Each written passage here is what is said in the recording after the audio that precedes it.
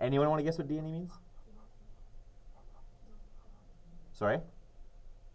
The N does stand for not, I think I just heard.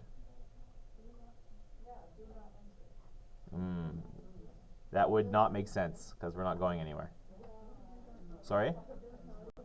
Does not exist. D&E stands for does not exist. And there's lots of math proofs you're going to do in the future that what you're trying to prove is the lack of existence of something. And so we shorthand it. Is each statement true or false? Number A. A is false. B is? B is true. C is? D is? D is true. E is also true. F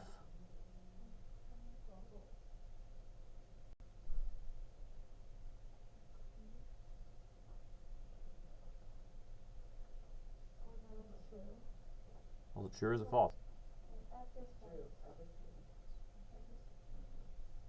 F is in fact true.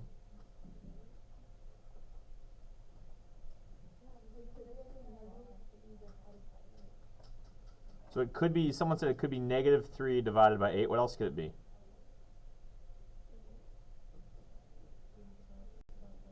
It could be 3 divided by negative 8. So those are the two other, like that's how this could be represented. In this case, this is two integers, one positive, one negative, and a fraction represents division.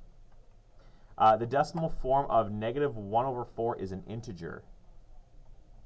Is that true or false? That is false, because decimals can't be integers. Cool. Number 8.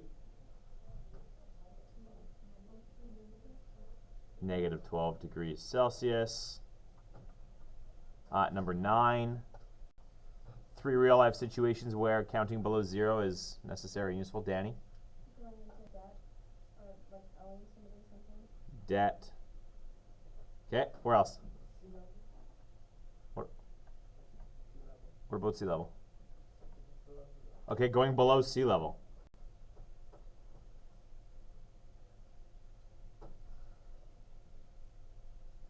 Okay, where else?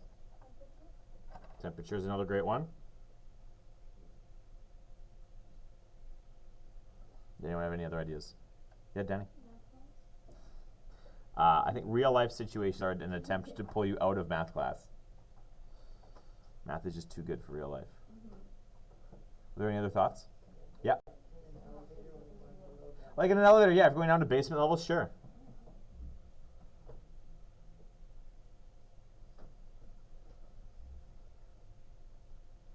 Instead of calling it B1, B2, or whatever they call, or P1, P2, whatever they call the levels below your main level, you could call it -1, which would be awesome and never happens for some reason. I feel like it's just an excuse to keep math out of the real world. For the sake of, I'll just do this for the last chunk.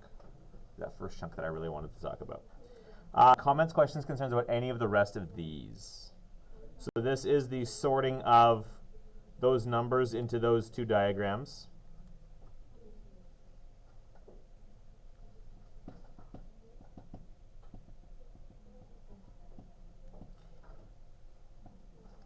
Anything that's also whole and natural has to go into the integer spot. Comments, questions, concerns?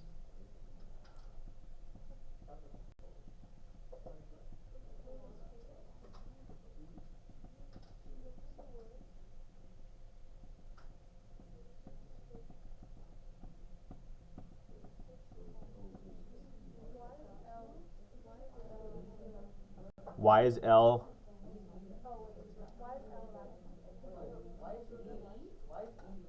Okay, so let's talk about a few of these things.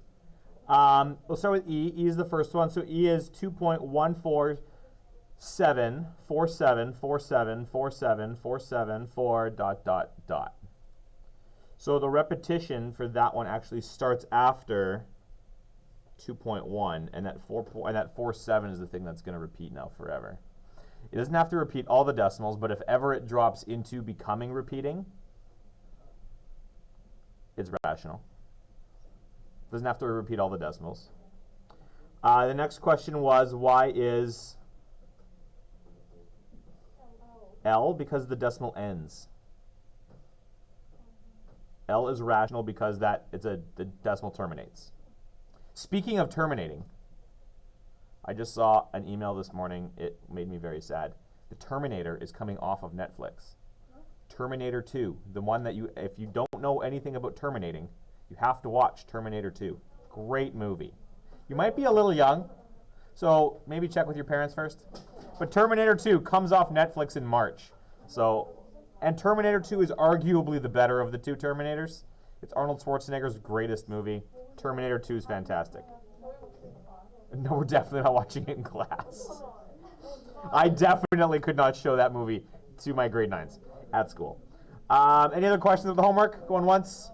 Twice? Yes. Okay, so the square root of 2 and 1/4. The easiest way to see what's going on there is to take that mixed number and turn it improper. So, actually, maybe I screwed it up. I totally screwed it up. You're absolutely right. So 4 times 2 is 8 times plus 1 is 9. And you're the first person in like 3 years to catch that. So that's going to be the square root of 9/4, which is definitely rational because that's 3/2. Oh man, I've been wrong for so long. Well done. Well done. You're the first person that's caught that. Cool. So the square root of 2 1/4 is square root of 9/4. That's 3/2. Which is definitely a rational number. My bad. Well done. Any other questions about any of this? Oh, yeah. Should we go over the chart? This guy? I definitely forgot about the chart.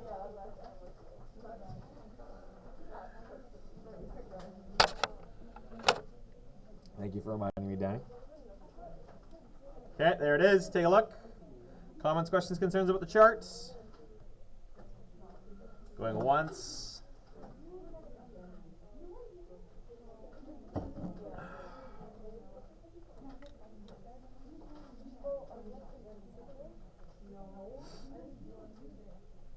Remember the 2 columns I did not include on this that I will absolutely be including on your guys' test is the imaginaries and the complexes.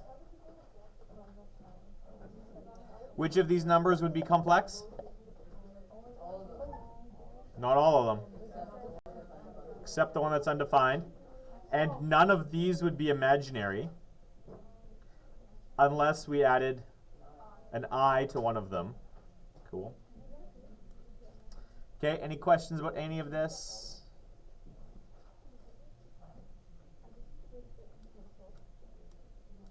Going once, twice, thrice, which is the name of a great band from the 90s. I don't know everything. I'm just telling you what I know. I don't know everything. I'm just throwing because I listened to them. They were great. I have pop culture references for a lot of things from my childhood. So welcome to the 90s. No, actually, I'm an 80s baby. I grew up in the 90s. And I will forever argue that the 90s was the greatest decade. And the early 20s, like the 20 zeros. So the greatest music of all time came out in the decade that was, the 2 decades that were like 1985 to 2005. Unbelievable. Okay. So, flip the page. Find the beginning of this lesson here. It says ordering rational numbers. So this looks like it could, maybe, sort of, should be easy, but I assure you it likely won't be. This is one of those ones that you actually have to dig into why you know what you know and to be able to argue through different things. So this section is potentially going to expose a whole bunch of little misunderstandings that arise. Easily fixable, I think, but things that are perhaps buried in there. So let's review. Rational numbers can be expressed as integers. So you can have an integer rational number. And the integers are things like plus or minus 2, 0, -4, 3, right? Like the positive, negative whole numbers, including, and the whole numbers include 0. Or rational numbers can be expressed as a fraction. Things like 3/8, 17 102s, 7/11. It's almost Slurpee time. That was getting nicer. Or a blank decimal. What kind of decimals do we need in here?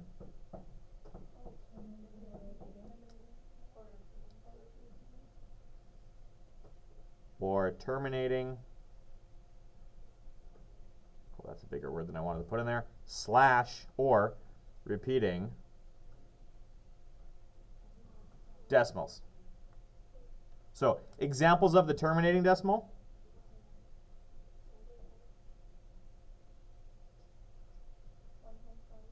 1.5.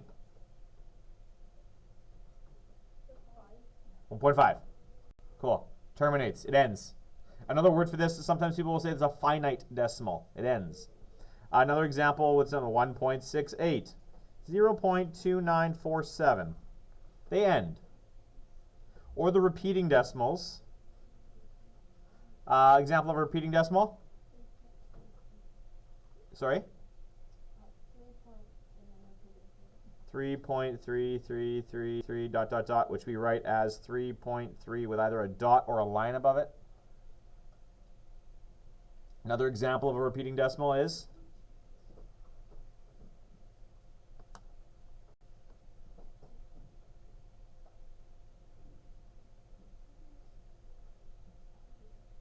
give me another one. Make something up. 7 point. ...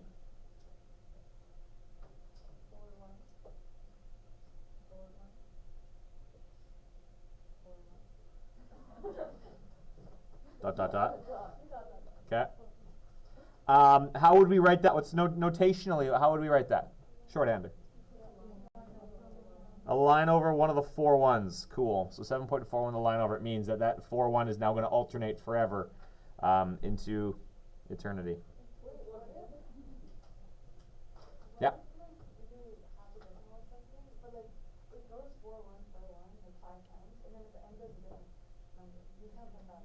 So sometimes your calculator will do something like that. And what your calculator is doing, it depends on how that shows up. If you punch it in your calculator and it goes something like, actually a better example would be like 7.45, where the calculator will go 7.45454555. That means it's rounding up, or 46. No, 45. 7.45454545. That's how I want to say it. Where that last 4 gets rounded up to a 5, because whoever programmed your calculator decided that this is how this calculator was going to deal with that. That doesn't mean that it's not an infinite repeating decimal. It just means that obviously your calculator's screen is not infinitely long, so it has to end it somewhere. And so your programmer decided to round. If that's what shows up out of a brute calculation, like if it actually, like 7.41414141567892, whatever, and it all of a sudden changes into something new, it is no longer repeating. And so that's one of the things, like when we talk about things like pi being irrational, as far as we know, pi is irrational. Could pi theoretically at some point become repeating? It's theoretically possible, but there are math proofs that seem to suggest otherwise. We just haven't got to the actual end of those values. But the theoretical proofs seem to suggest that that's not possible. So these are rational numbers. The opposite of a rational number has the same blank but a different blank. The opposite of a rational number has the same. Thinking back to the language we've used before. No. Someone said value. Who said value? There should be a word in front of value. Absolute value. The opposite of a rational number has the same absolute value, but a different what?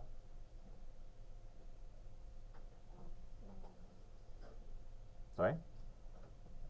So, like for example, if my rational number was 4, what is a number that has the same absolute value but a different something else?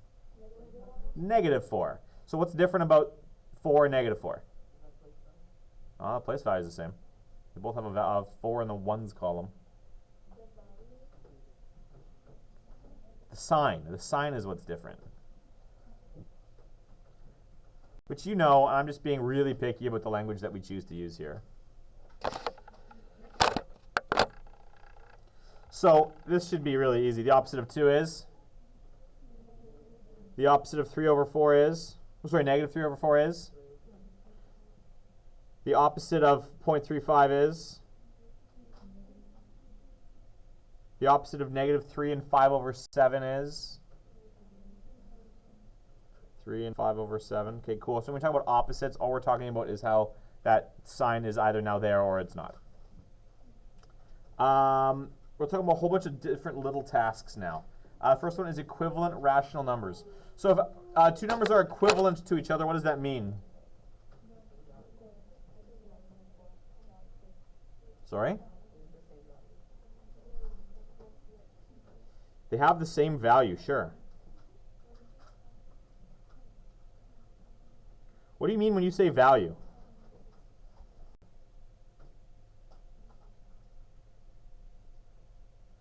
Okay, for example, let's look at one here. I've got -2 over 4. What number in this list is equivalent to -2 over 4?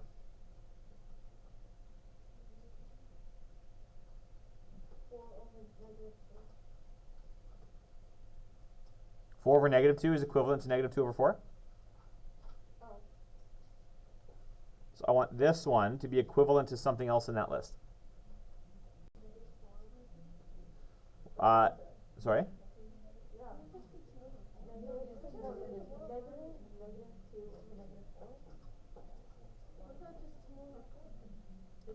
Well, -2 and 2 over 4, are those equivalent? Are those the same number? Well, one's negative, one's positive. So they have to be the same. For them to be equivalent, they have to have the same value. Not the same absolute value, but exactly the same value.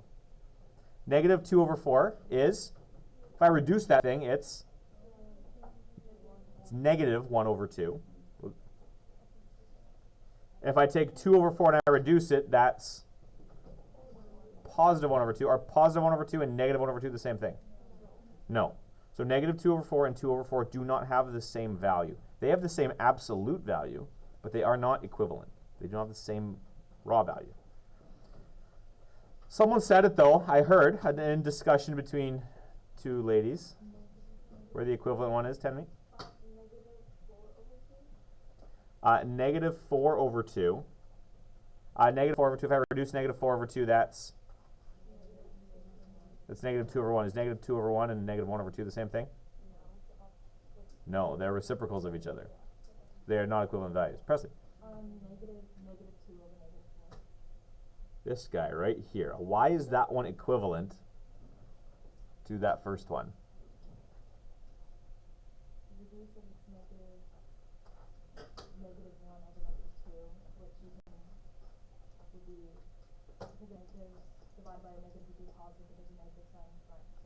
Right. So I've got an odd number of negatives here. So at the end of the day, this odd number of negatives is going to be negative. So I will have -2 over 4, which is what I have right here. Someone give me an equivalent rational number to -2 over 4 that's not in this list.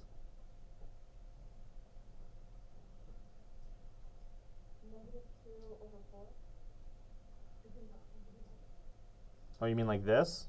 No, it's with the negative sign. Sure. Okay, give me another one.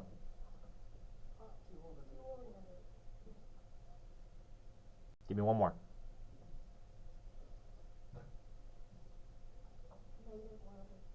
Yes. If the fractions can reduce to each other, they are equivalent. So these three, and I've written them in pink and I've circled these two in pink. These ones, you know what, maybe I'll just emphasize it. I'll circle it again. those three are all equivalent to these first two. Yeah. Sure. Then give me an example of one. What do you mean?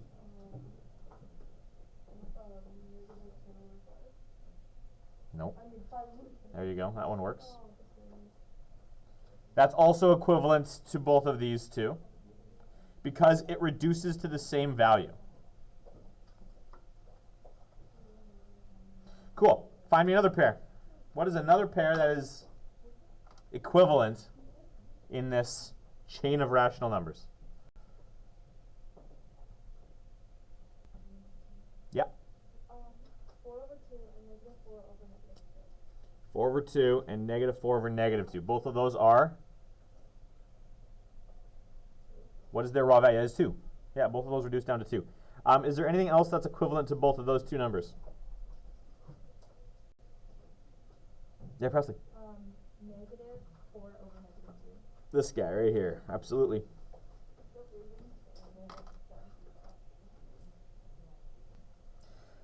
Okay, give me another pair or set of numbers that are equivalent from this list. I'm switching to blue if you care, anyone.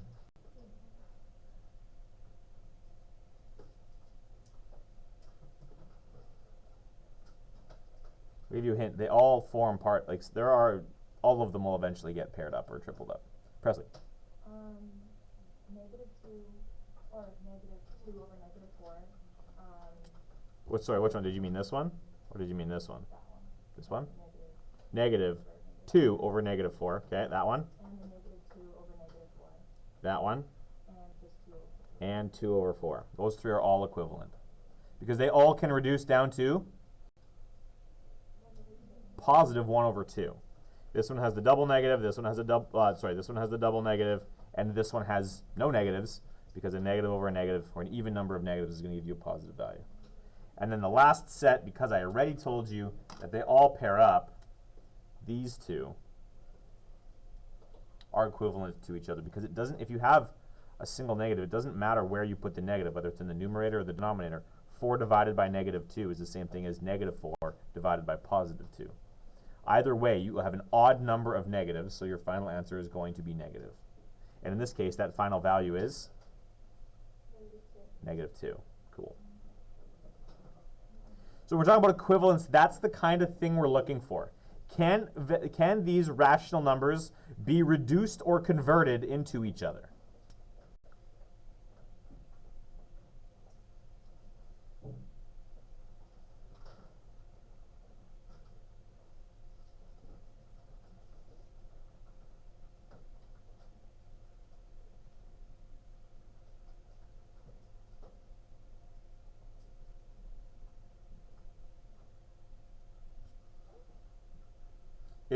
Is what we're looking for here. I didn't include any decimals on this list, but we could just as easily include those. What is a decimal that is equivalent to this pink mess over here?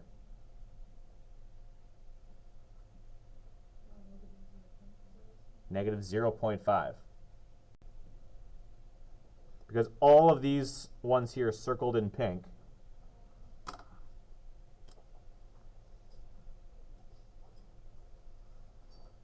reduced down to that, or can be converted into that or that decimal there, rather.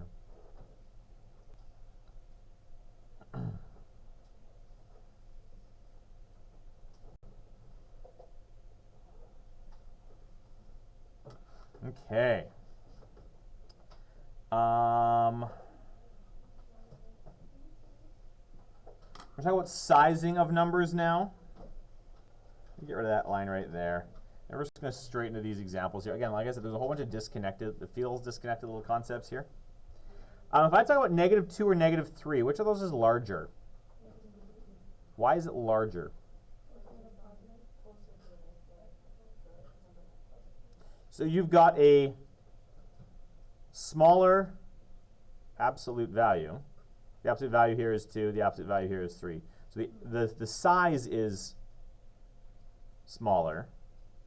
But because it's closer to 0, it's less negative, makes this thing larger. Cool. the negative 2 is larger than negative 3. Love it. How about negative 2 or negative 1? Which of those is larger? It's negative 1. Love it. How about the negative 2 or the negative 4? Cool. Which one's larger, negative 2 or 0? Fantastic.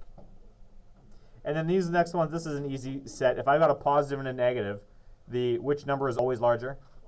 The positive. So that one, that one, that one, and that one. Cool. Easy. Moving on. You guys are pre-diploma students, so I don't know. If that's confusing to you in any way, please do say something. My regular Math 9s, I trip them up with that, but I'm assuming we're good here. Ordering fractions with the same denominator, which one's greater? Now, the fraction one is interesting. Even with fractions with different denominators, trying to order these things is different. If I asked you which was larger, a quarter-pound hamburger or a third-pound hamburger, which is bigger? The third-pound hamburger. Yes? Can we all agree that the third pound is bigger than a quarter pound? How'd you do that? Like how do you just know that? Percentage. Who said that? Nika. What do you mean? So a third is 33%, and a quarter is 25%, and 33% is bigger than 25%. Cool. So, and I don't believe any of you just know. Whether that conversion happened really fast, cool. Maybe you just knew. I don't believe that, but that's okay. It could happen. The reason that I bring up that particular example is because there is a fast food chain that has a quarter-pound hamburger. Which fast food chain has the quarter-pound hamburger? The quarter-pounder is at McDonald's. So a Canadian competing burger chain came out with a third-pound hamburger. Does anyone know which one? It's A&W, actually. A&W rolls out the third-pound burger. Hands up, and does anyone go to A&W? Okay, sometimes. Have you ever seen a third-pound burger on their menu at A&W? The third-pound burger died because people didn't buy it.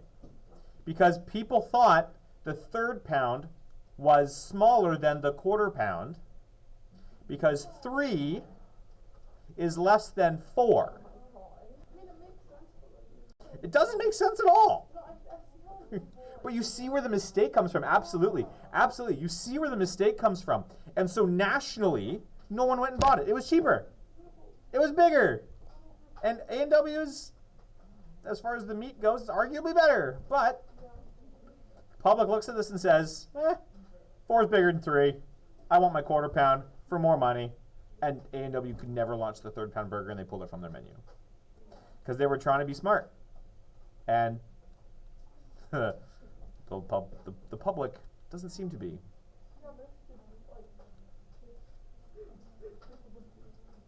Okay, so if I've got the same denominator, is it hard to tell which fraction's bigger? No, because what's the only thing you're comparing? If the denominators are the same, what do we compare? The numerators. So which one's bigger?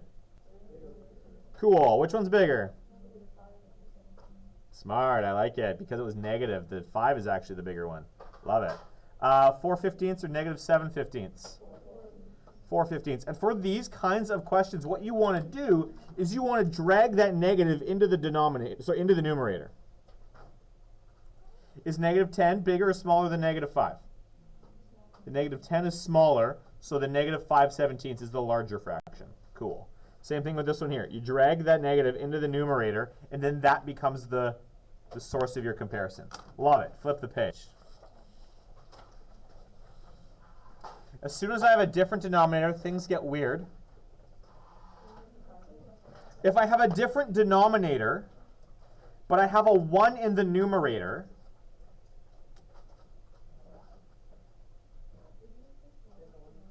if there is a 1 in the numerator, what do we look for?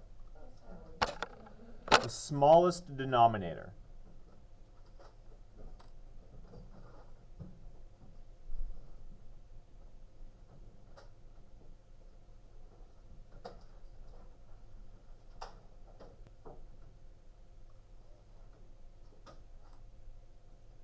because the smaller the denominator, the less fractions you're breaking the thing up into, which means each one of those fractions must be larger. If I have a quarter of something, how many fractions have I broken that large thing up into? 4. If I have a 16th of something, how many slices have I broken the big thing up into? 16. So if I have 4 slices or 16 slices, which one's going to have the bigger single slice? The 4. If I offer you a fourth of a cake or a 16th of a cake, you're going to take the fourth of a cake every time. Unless you don't like cake. And then I'm making you eat cake. It's like Nika. She's allergic. But I'm making her eat cake. She's going to take the smallest slice humanly possible. The smaller the denominator, assuming you've got ones in the numerator, the larger the fraction is going to be. So 1/5 or 1/7, which is bigger? Cool. How about -1/2 versus -1/6? Smart, because it's negative, you actually want the other one. Love it.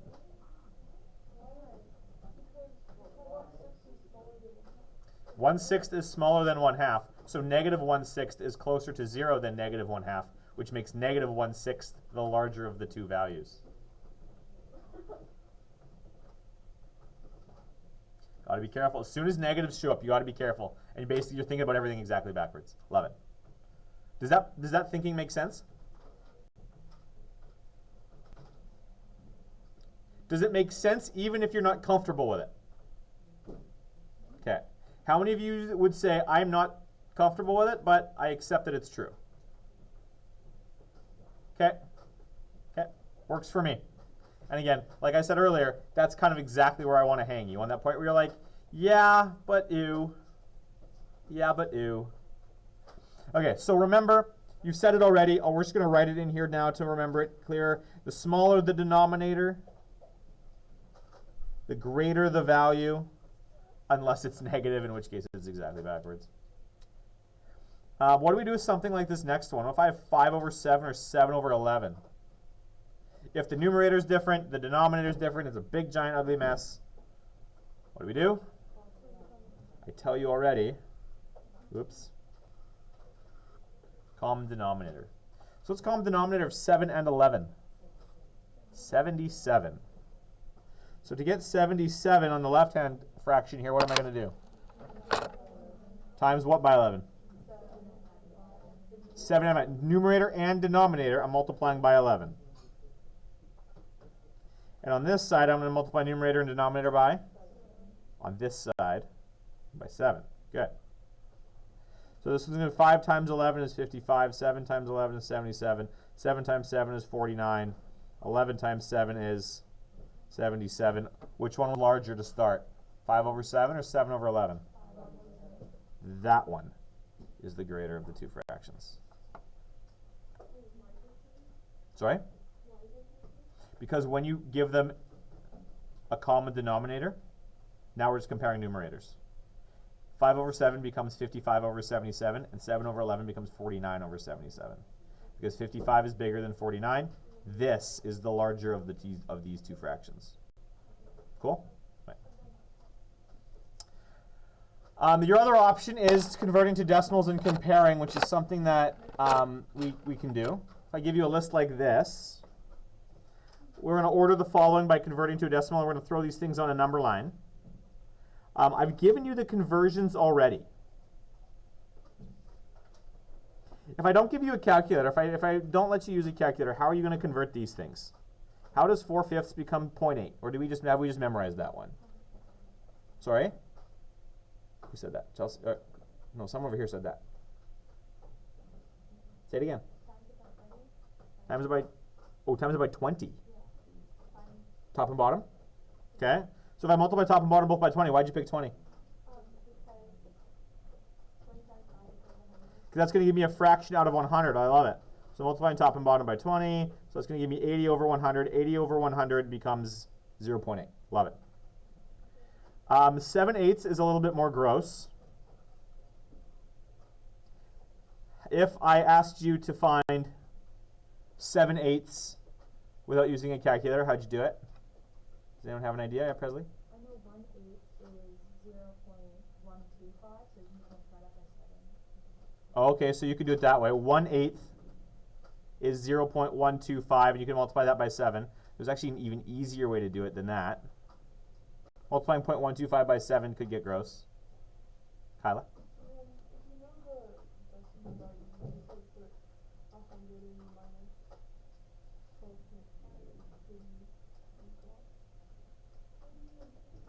Oh, interesting. Oh, okay. So 8 over 8 would be 100. So 1 over 8 would be 12.5. So 100 minus 12.5.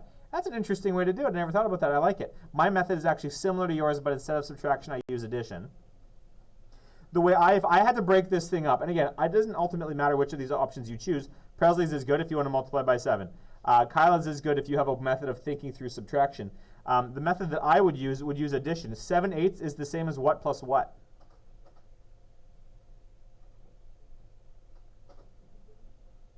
Seven-eighths is the same as what plus what? 1/8 plus 6 over 8, and 6 over 8 is 3 over 4, so that's 0.75.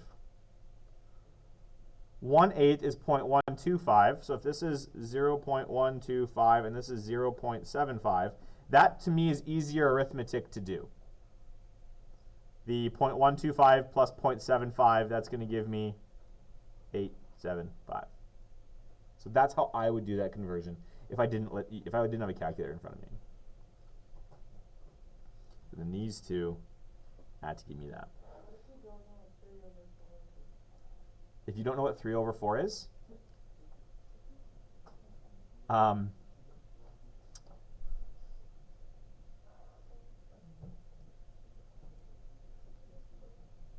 then you're hooped.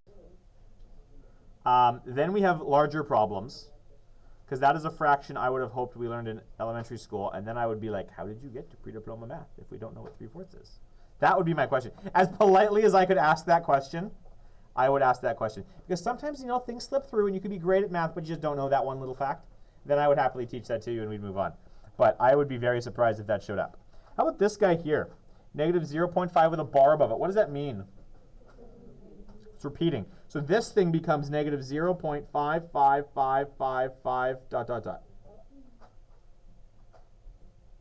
And then I've got negative 7 over 8. Well, we had 7 over 8. Now we've got negative 7 over 8. So that's just going to be the same procedure as this one, getting us to this one. And just for fun, let's add another one. I'm going to add a negative 1 over 2 to this list. This negative 1 over 2 is what as a decimal? Negative 0.5. And so now we're going to add these things to our number line. We've got number line kind of drawn out for us here, but we have to add the values to it. So I've got ones and I got positives and I got negatives going on here. So what's the first thing I should throw down on my number line? 0. Let's toss it right in the middle because I've got a kind of a distribution on either side. What else should I throw on my number line? How do I want to make these divisions? Or what other divisions do I want to make here just to make our life a little easier?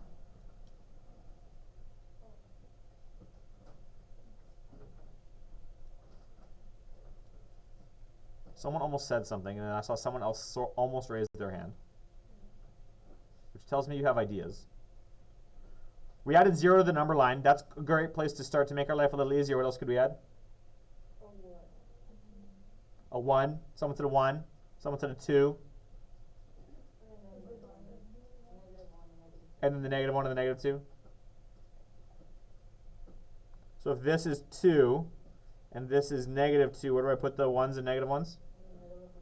Halfway through. So if I had to construct a number line, that's how I would do it. And there is no shame. Like, this is not a point of pride here. Like, you're like, oh, I just throw the 0 down and I can do it all. Like, that's not, that doesn't, I mean, if you can, great. But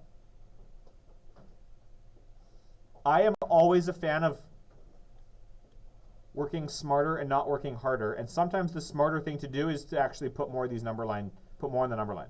The more you put on the number line, the less you have to carry around in your brain. The less I have to carry around in my brain, the better. Because I'm lazy. We could throw some halves down here. Am I writing it as a decimal or am I writing it as a fraction? Okay, so that's a half, which makes this one what? Oh, you want to write it as a mixed number. Oh, you're being smart. 1.5. So then this one here would be?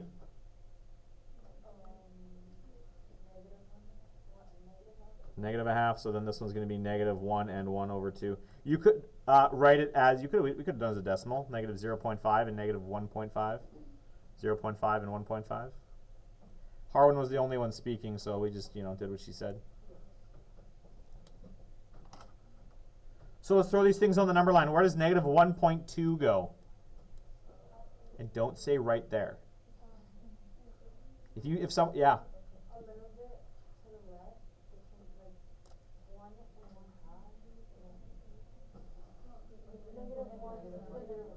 1/2. -1 and -1.5. Somewhere in here. Not in the middle, but a little bit closer. Because what's in the middle here? -1.25. Cool. So my -1.2 is going to be just to the right of center between the -1 and the -1.5. Cool. I like it. Done. Next one. Where is 4/5 going to go? 4 over 5.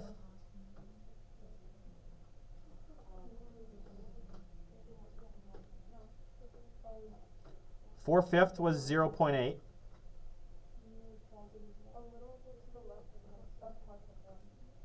To the left of +1?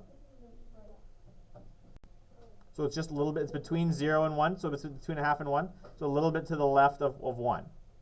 Yes. That is where 4/5 is going to go. You were expecting me to say no? No, I just want her to be really clear. She was right. I knew she was right, but I just wanted her to be clear about why she was right. That's why I will often ask you guys if you're sure about something, even if I know you're right. I just want you to commit. Just know that that's a thing I do. Some teachers in the past have said, "Are you sure?" to kind of give you the helping hand to say, maybe I should rethink that. I will say that either way. If you're right, I will ask you if you're sure because I want you to commit. Because that is a skill I want you guys to start to foster in yourselves. I know, I've seen it in your eyes, I've seen it as you sit there. Some of you don't have as much confidence as I would love to see in you as math students. And I want to try and build that. Whether you're right or wrong, honestly, sometimes at the end of the day, we can fix the right or the wrongness. My bigger concern at this stage is your own confidence. So if you are confident, yes, this is the answer, and you end up being wrong, at least you committed. And for that, I will always commend you. Okay? I would rather have a firmly committed wrong answer than a wishy-washy correct answer. Obviously, I want a firm correct answer. But I would take the firm wrong answer over a wishy-washy correct answer. Because we can fix the math. But teaching confidence is really, really hard. So that's what I want to try and encourage you guys to build. Anyway, that was a bit of a side. 4/5 is done. How about 7/8? 7/8 we converted to a decimal of 0.875.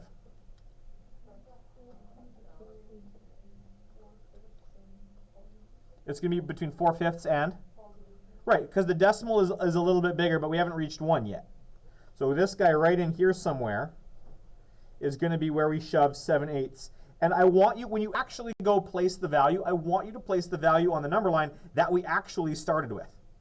So don't put 0.875 on the number line, because that's not the question. The question was, where does 7/8 go on the number line? Some of you completed this and you're like, I'm so smart, and now I have to fix it. Okay, so that's 7/8 done. How about -0.5 repeating? Where's that going to go?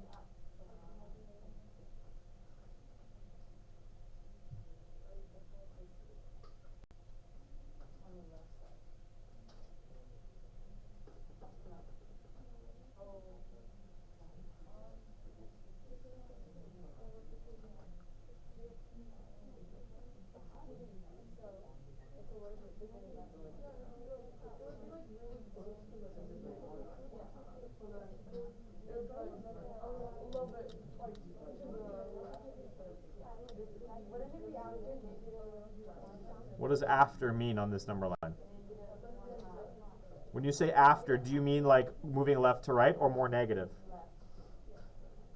Why, Harwin, would I put -0.5 repeating just to the left of negative half. Because it's a zero. What does that mean? It's not a zero. But who cares? There's no end to lots of things. What does that have to do with where it's placed?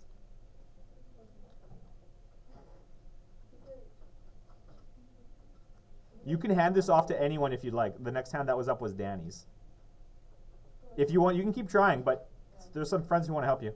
Because 0.5 is like slightly, well, okay, it's larger in the sense that it's closer to, I think it's right after the negative 1/2. Go over here. Two. Yeah, I think Okay, it's right that is correct.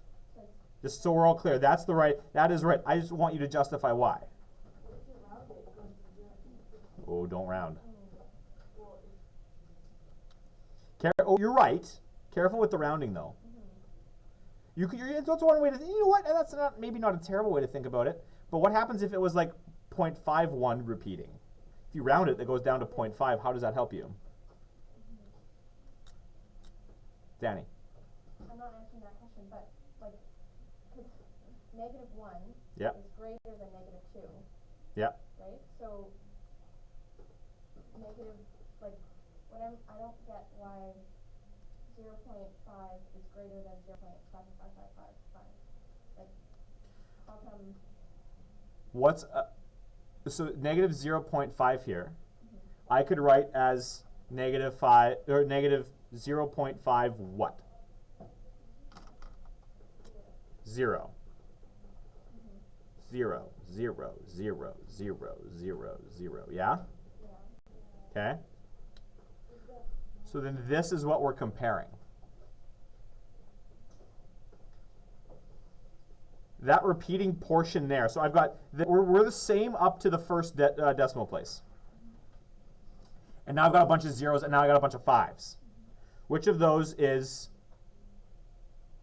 bigger? The repeating 5s or the repeating zeros? Forget the negative for a second.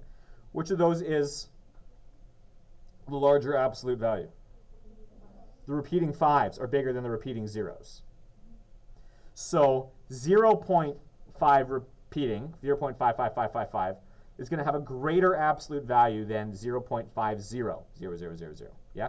You're going to think of it, this is 55.5 and this is 50, if you want to get it as a fraction out of 100. Which means the negative 0.5 repeating is going to be more negative than the negative 0.5. So it's going to show up here. I want blue. Between negative 1/2 and negative 1. Because it's a bigger absolute value, it's more negative. So this is where we're going to place the negative 0.5 repeating. You happy with that? We satisfied with that? Okay. How about negative 7/8? Where's that guy going to go?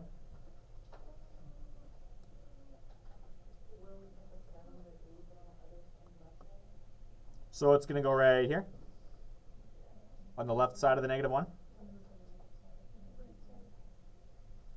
You said it was the same spot. So here was the left of 1, and now you want me to put it to the left of negative 1? So it's not the same spot. It's like the mirrored side. See, language matters. I will play stupid to prove a point. It's a mirror reflection, right? So if I flip this thing over, 0 to 1 becomes 0 to negative 1. This was just inside the 1 between 0 and 1. So this one's going to have to be just inside between 0 and negative 1. Negative 7/8, done. And then the last one I wanted you to throw on for the sake of comparison with the 0.5 repeating is the negative 1/2. The negative 1/2, because someone in their infinite wisdom decided, we're going to add the half fractions in here. This one becomes really easy.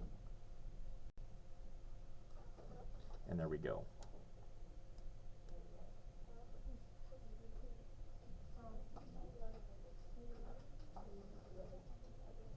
So I just put in the last one on here, the negative 1/2. It's just because Harwin said, let's put the halves in there. It's just right on where the half is. Oh, but It just, they're the same thing. it's the same thing, yeah. Yeah, it's just right there. I just labeled it, because I labeled all the other ones in blue, I'm just going to label that one in blue too. Okay. So now, because we've got them in order on the number line, all of that work to say, let's put them in order. So the order now is going to be negative 1.2, Then the next biggest one is negative 7 over 8. The next biggest one is negative 0.5 repeating. The next biggest one is negative 1 over 2. Then I've got 4 over 5. Then I've got 7 over 8. So that is the order from smallest to largest. And I'm not going to go descending order, because the descending order is just the exact opposite. And the important thing I want you to remember here, that is a really good star. Look at that star. It like crosses itself perfectly. Not bad. I'm getting good at that. The thing I want you to remember here is this. When you order these things, use the original values given. Okay? I don't want you to use the converted decimals. I want you to go back to the original values that I gave you to start. Cool? Questions, comments, concerns? There's one more thing I want to do if there are no questions, concerns. The last one is this one. Finding a rational number between two rational numbers. One of the techniques is to use a number line. This number line we're going to use a little bit differently though. If I want to find a rational number that lies between negative 0.5 and negative 0.8, and I can't do that easily, I can throw these things down on a number line. The only things I'm going to have to throw down on a number line technically are actually these two values here. I could throw more down. I could throw a 0 down. I could throw my negative 1 down. I could throw my 1 down. Sorry? I don't know. You don't. The two that you absolutely have to throw down, though, are the negative 0.5 and the negative 0.8. But maybe this helps you picture it. So what's a value between, what is a single rational number between negative 0.5 and negative 0.8? So one option might be negative 0.7. Give me another one. Negative 0.6. Give me another one.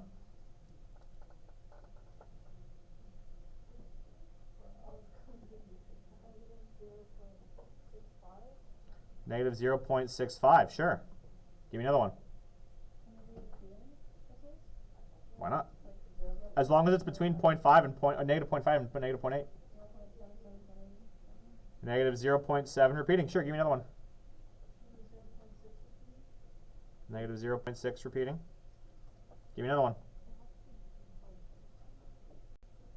Every single one of you could give me your own value. Give me another one.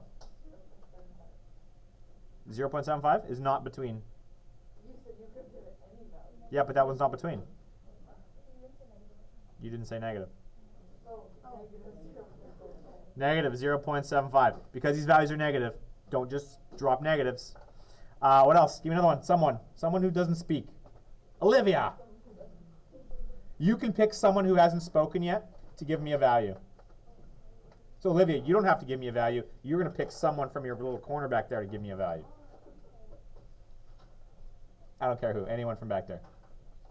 Cheyenne. See, Olivia, you thought I was going to call on you.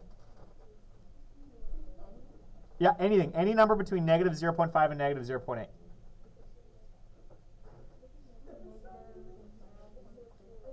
Negative 0.6. We have that one. This is the same as negative 0.60, but I like it. These are the same. So what could I do to this one to make it no longer the same as this one? I could add a 1 to this one, negative 0.61.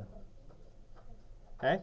I could just start adding additional decimal places to the back end here of any of these values. We're cool with that? Okay.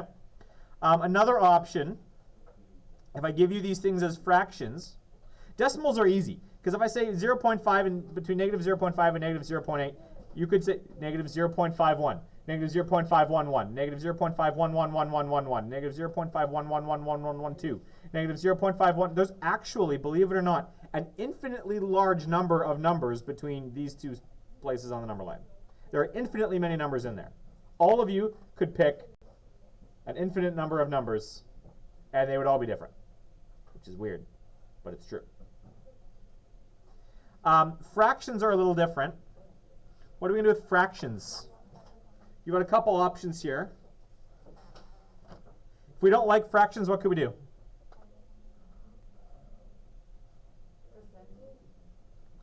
We could convert them to a percentage, which is an easy way of converting them to a decimal. So we could go from frac to percent maybe to decimal. Any one of those options could help.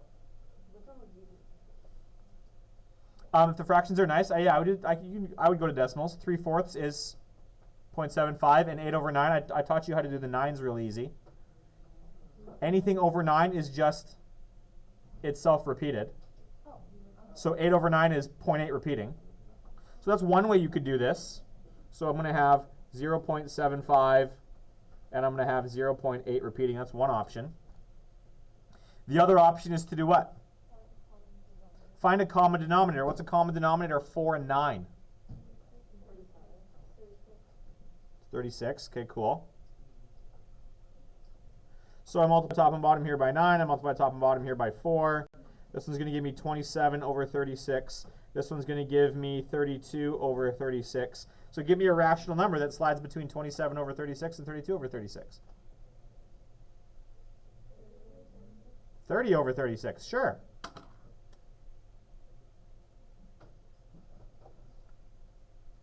Give me another one. 28 over 36. Give me another one. 29 over 36. Give me another one. I hear a 31 over 36 from this side here. Cool. Give me another one. Oh, say that again. Okay, almost. We don't like decimals in the numerator of a fraction. It works, but it's ew. But what could 30.5 over 36, be? 305 over 360. Yeah, you could just find a larger common denominator and just start shoving things in there. I was going to go to 72, but if you want to start multiplying by 10, that works for me. 30.5 over 36 would be 305 over 360. Absolutely. You can just start cranking up the common denominator to find more.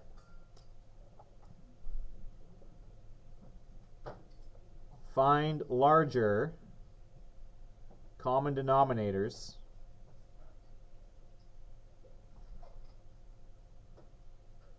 to find more values. So, oops, sorry. Those are two techniques. I don't particularly care which one you choose.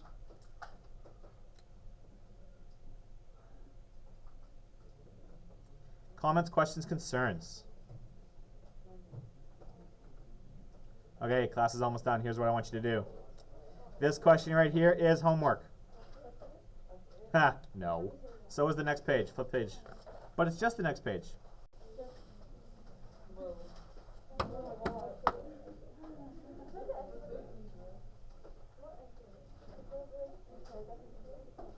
There you go. On your mark, it said giver. This is also homework.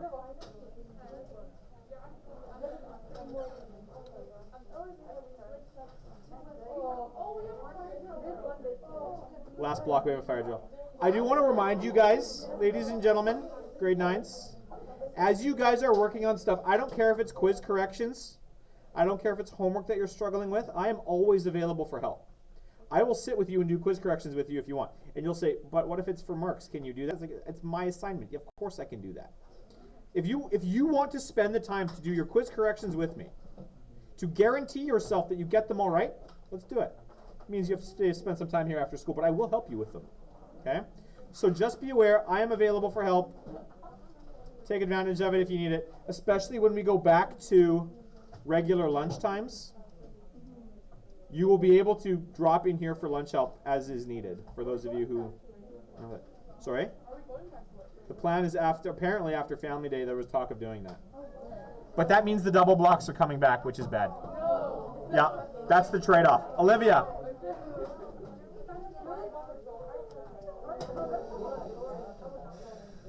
tomorrow. Tomorrow. Okay. I want you, do not pack up. I want you to work to the bell. No, actually, yeah, work to the bell. You have 3 minutes. Don't pack up. I will tell you when to pack up. Use this time. You can get started. Let's go. No, you cannot write on my desk with an imaginary pencil. No.